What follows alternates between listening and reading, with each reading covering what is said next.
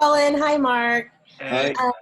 So I actually watched this series with my family, and I have a 5 and an 8-year-old, and they were immersed the whole time, like, oh my gosh, it's so different. And Colin, this question is for you, and it's coming from my 8-year-old. Okay. And he basically wanted to know, what was your favorite scene to record during, you know, this whole time? I really liked the scene where I think it's the scene where Duxie comes across old Duxie, and they sort of see each other for the first time. And any to be honest with you, any of the stuff that had like young Duxie, the sort of bumbling idiot, I absolutely I absolutely love doing all of those. And I particularly love the line where I say, I think it was, "Bye bye me."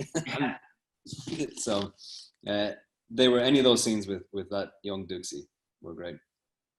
Awesome. Thank you. Hi, Mark. Hey. So I just wanted to ask, through the series, we kind of see the development of characters, and I felt like in Wizards there was like more in-depth just for relationships, specifically with Arthur and Morgana. And so I just kind of wanted to know if the storyline was kind of written with personal experiences that have happened, and kind of just how that developed.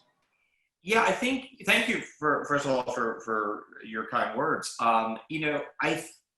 I know we spend a lot of time in the writer's room talking about just our own families and our own family dynamics.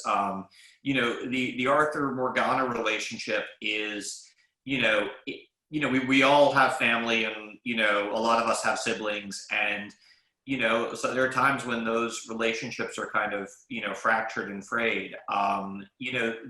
The one thing that sort of really intrigued us was the idea that we wanted to kind of take the normal paradigm and flip it on its head, so that Arthur is not entirely in the right, even though he's King Arthur and he wields Excalibur, and he's, is seen in books and literature as all-knowing and just a hero.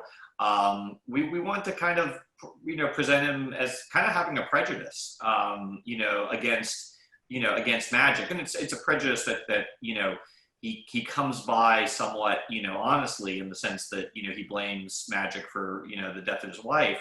But at the, sort of on the other side of the coin, we wanted to give Morgana a real point of view, so that she wasn't just a mustache twirling villain. That she makes, I think, a better argument than Arthur. And if we've done our job right, hopefully the audience spends the majority of Wizards kind of going, I kind of think Morgana, the bad guy, was in the right here.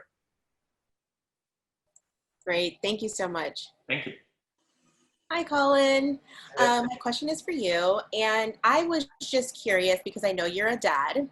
And so I was just curious, because you are recording this stuff at home and everything, if you have seen, the first two series with your kids, and kind of like, what do they think of Dad playing Duxie, and just being this character that's, loved by so many? Well, yeah, my kids are quite young, and I was saying earlier on when I played the first episode of Wizards for them, they, I don't think that they kind of go, "Oh yeah, that's you, Dad," but then they're sucked into the whole show, and they forget about it. So they kind of, but they loved it, and they're 7 and 3, and I think it's fun to do something where that I can watch it with the kids. I mean, Once Upon a Time kind of was like that, but it was more difficult watching something like that where I had to kiss somebody else and have your son, when he was 4, say, "That's not mommy." Yeah. So it's kind of nice to have an animation to watch with them. Awesome. Thank you. Hi again.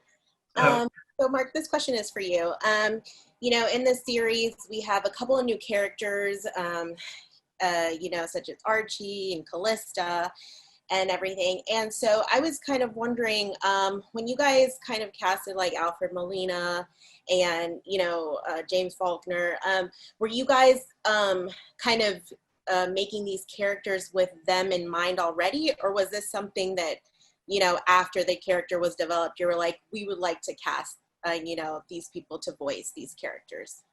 You know, over the life of the trilogy, both have been true. You know, in the case of like, you know, Alfred, I know that Archie wasn't, you know, sort of created with him in mind, but he was our first choice to voice the character. And every time, you know, someone gets cast, you go through a process of sort of adapting the voice of the character to the voice of the actor. But you know, we've been very, very fortunate that, you know, I mean, gosh, with maybe like one or two exceptions, over the life of the trilogy, all the actors that we've cast were our first choices.